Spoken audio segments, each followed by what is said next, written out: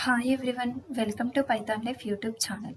So మనం next find second largest number from array నుంచి second largest నెంబర్ని ఎలా ఫైండ్ అవుట్ చేయాలో చూద్దాం. ఓకేనా? సో ఇక్కడ నేను ఫస్ట్ ఫంక్షన్ నేమ్ వచ్చేసి సెకండ్ లార్జెస్ట్ అని ఇస్తున్నాను.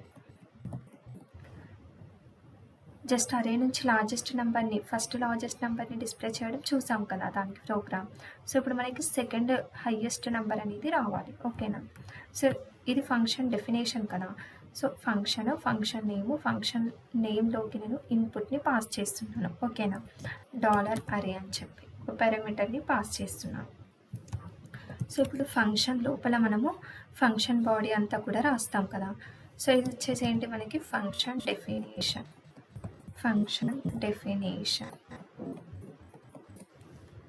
సో ఇక్కడ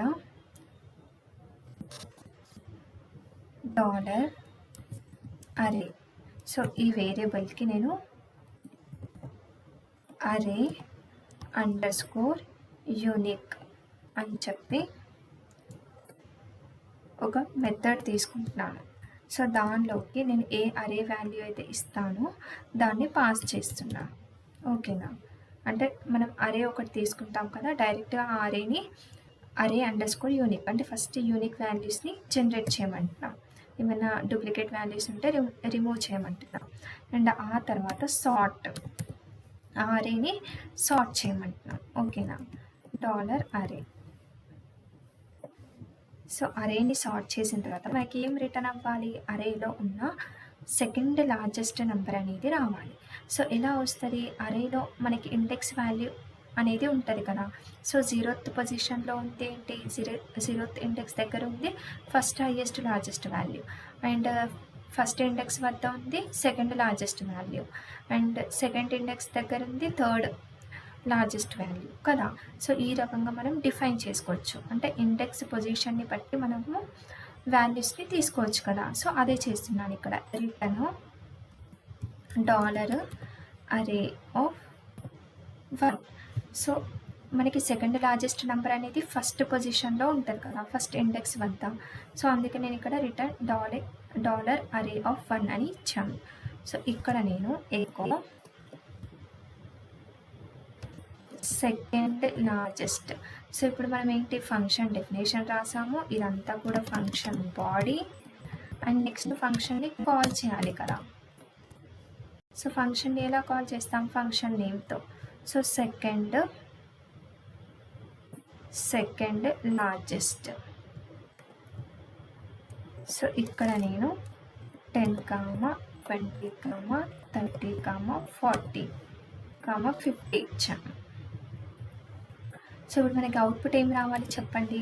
సెకండ్ హైయెస్ట్ వాల్యూ ఏంటి, సార్ట్ చేసిన తర్వాత చూడండి ఇప్పుడు మనకి అవుట్పుట్ ఏమొస్తుందో చూద్దాం. 20 అని వచ్చింది.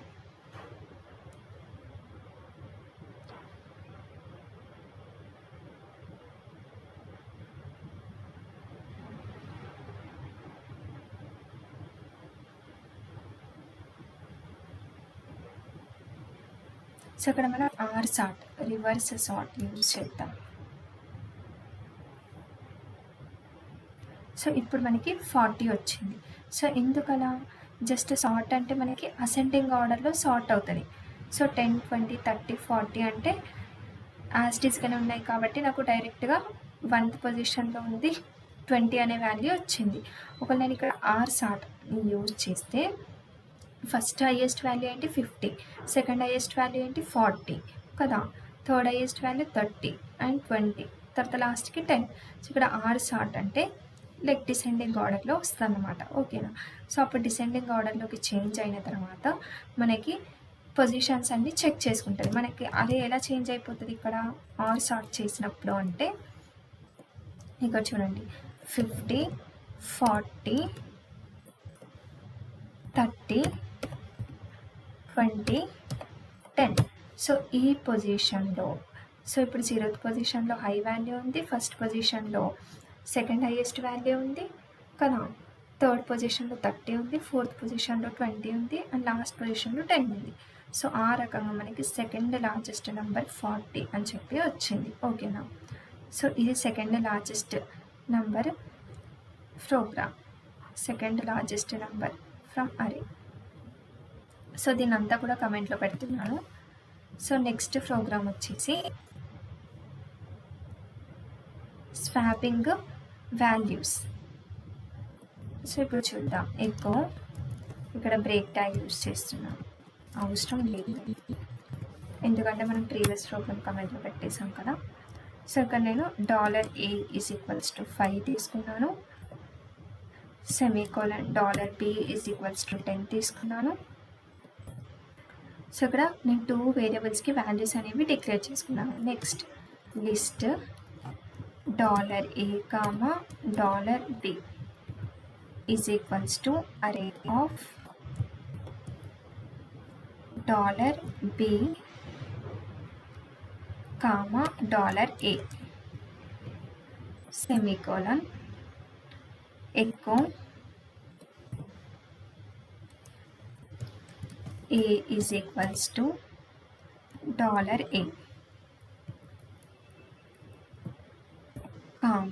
B = $B. ఓకేనా. సో ఇక్కడ మనం ఏం చేస్తున్నాం, ఇప్పుడు నాకు $A = 5 ఉంది, $B = 10 ఉంది. సో ఇప్పుడు నాకు ఇవే వేరియబుల్స్కి వాల్యూస్ అనేవి స్వాప్ అవ్వాలి. అంటే $A = 10 అవ్వాలి, $B = 5 అవ్వాలి. ఓకేనా. అది సో అది ఎలా చేస్తామంటే ఇక్కడ చూడండి, ఫస్ట్ 2 వేరియబుల్స్కి వాల్యూస్ని డిక్లేర్ చేసుకున్నాం, ఇదైతే తెలిసిందే. Next list $A, $B = array of $B, $A అని తీసుకున్నాం. ఎందుకు అనంటే అరేని క్రియేట్ చేస్తుంది ఇది. ఓకేనా. అరేని క్రియేట్ చేయడానికి మనము ఈ లైన్ అనేది తీసుకున్నాం. ఎందుకు, క్రియేట్ అన్ అరే. ఓకేనా. సో నెక్స్ట్ ఏం చేస్తున్నాను, ఎకో ఏకి $A వాల్యూ అసైన్ చేయమంటున్నాను, బీకి $B వాల్యూ అసైన్ చేయమంటున్నాను. ఓకేనా. సో ఇప్పుడు మనకి వాల్యూస్ ఏమొస్తాయో చూద్దాం. చూడండి, A = 10 వచ్చింది, B = 5 వచ్చింది. ఇంతకుముందు ఏ వాల్యూ ఏంటి, 5 కదా. సో ఇప్పుడు 10గా మారింది. ఓకేనా. సో ఈ రకంగా మనము 2 వాల్యూస్ని స్వాప్ చేయడం అనేది జరుగుతుంది. సో ఇది ఎందుకు ప్రోగ్రామ్, స్వాపింగ్ 2 వాల్యూస్. సో ఇలాంటి ప్రోగ్రామ్స్ చాలా ఉంటాయి, మీరు చాలా అంటే చాలా ప్రాక్టీస్ చేయాలి. ఓకేనా. సో ఇప్పటివరకు జస్ట్ మీకు ఇవన్నీ చెప్తే ఒక నార్మల్గా ఒక లాజిక్ అనేది జనరేట్ అవుతుంది మీకు అని చెప్పి నేను ఈ ప్రోగ్రామ్స్ అన్నీ ఎక్స్ప్లెయిన్ చేశాను. ఓకేనా. సో ఇప్పుడు నెక్స్ట్ మనము PHPలో ఒక ఇంపార్టెంట్ క్వశ్చన్ గురించి డిస్కస్ చేద్దాం. So what is the difference between include, require, include once and require once. ఓకేనా. These functions are used to include external PHP files into a script. So మనము ఒక project చేస్తున్నప్పుడు వేరే ఫైల్స్ని మన దాంట్లో ఇంక్లూడ్ చేసుకోవాలి అనుకుంటున్నప్పుడు, సో ఇప్పుడు ఫర్ ఎగ్జాంపుల్ లెఫ్ట్ నావ్ అన్నిట్లో ఉంటుంది, మీకు తెలుసు కదా, left now, footer and header. So ఇవన్నీ పేజెస్లో ఉంటాయి కదా.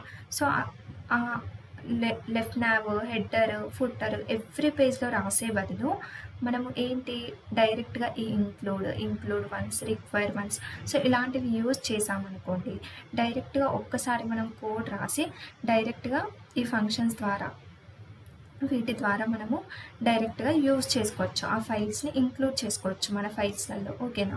సో ఇక్కడ చూడండి, these functions are used to include external PHP files. అంటే వేరే ఎక్స్టర్నల్ PHP ఫైల్స్ని మన ఫైల్స్లలో ఇంక్లూడ్ చేసుకోవడానికి మనకి ఇవి యూజ్ అవుతాయి. ఓకేనా. So first of all include అంటే ఏంటి అంటే, includes A file if the file is missing it throws A warning but continuous execution అని చెప్తున్నాం. సో ఏదైనా ఫైల్ని ఇంక్లూడ్ చేసుకోవాలి అనుకున్నప్పుడు మనము ఇంక్లూడ్ అనే దాన్ని యూజ్ చేస్తాం. నెక్స్ట్ వచ్చేసి require, include A file if the file is missing through a flag error. Error and stops execution. So ఈ రిక్వైర్ అనేది కూడా అందుకే ఫైల్ని ఇంక్లూడ్ చేసుకోవడానికి యూజ్ చేస్తాం. బట్ ఒకవేళ ఫైల్ అనేది మిస్ అయితే మనకి ఫ్యాటల్ ఎర్రర్ అనేది వస్తుంది. ఓకేనా, ఎగ్జిక్యూషన్ అనేది స్టాప్ అయిపోయి డైరెక్ట్గా ఫ్యాటల్ ఎర్రర్ అనేది వస్తుంది. సో నెక్స్ట్ వచ్చేసి ఇంక్లూడ్ _వన్స్. సో ఇంక్లూడ్ ఏ ఫైల్ ఓన్లీ వన్స్. ఇందులోనే అర్థమైపోతుంది, అంటే ఫైల్ని ఒక్కసారి మాత్రమే ఇంక్లూడ్ చేస్తుంది. ఏవైనా ప్రివెంట్ అంటే లైక్ డూప్లికేట్ ఇంక్లూషన్స్ ఉంటే కూడా వాటిని ప్రివెంట్ చేస్తుంది. ఓకేనా, so that is the main use of include _once. Next వచ్చేసి require _once. Requires a file only once ensuring it's not included multiple times. అంటే మల్టిపుల్ టైమ్స్ ఇంక్లూడ్ అవ్వకుండా చూసుకుంటుంది ఇది కూడా. ఓకేనా, సో ఇవి మీరు లైక్ ఒక ప్రాజెక్ట్ చేస్తున్నప్పుడు అప్పుడు పిహెచ్పి నేర్చుకొని ఏదైనా ఫ్రేమ్వర్క్ నేర్చుకుని పిహెచ్పితో పాటు లైక్ మీరు ప్రాజెక్ట్స్ చేస్తున్నప్పుడు మీకు ఇవి చాలా అంటే చాలా హెల్ప్ అవుతాయి. Include once and require once. ఓకేనా, సో ఫైల్ని ఎలా ఇంక్లూడ్ చేసుకుంటాం నార్మల్గా ఇంక్లూడ్. సో ఇది సింటాక్స్, ఇంక్లూడ్ మన ఫైల్ నేమ్. ఓకేనా, నెక్స్ట్ ఇక్కడ రిక్వైర్ file.php. సో ఏ ఫైల్ అయితే అది. అండ్ ఇక్కడ ఇంక్లూడ్ _వన్స్ file.php. అండ్ ఇక్కడ రిక్వైర్ వన్స్కి file.php. సో సింటాక్స్ అయితే ఈ రకంగా ఉంటుంది. సో ఇది ఎందుకు చెప్తున్నాను అంటే ఈ లైక్ మీరు ఒక ప్రాజెక్ట్ చేస్తున్నప్పుడు ఈ కాన్సెప్ట్స్ అనేవి తెలిసి ఉండాలి. సో అప్పుడు మీకు ఈజీగా ప్రాజెక్ట్ అనేది ఈజీగా ఫినిష్ చేయగలుగుతారు అండ్ ప్రొఫెషనల్ వేలో కూడా ఉంటుంది. ఓకేనా, సో ఇది మన పిహెచ్పి కంప్లీట్ టాపిక్స్ అయితే మనం డిస్కస్ చేసాం. ఓకేనా, సో మీకు ఈ పిహెచ్పిలో అన్ని కాన్సెప్ట్స్ క్లియర్గా అర్థమయ్యాయి అనుకుంటున్నాను. Thank you.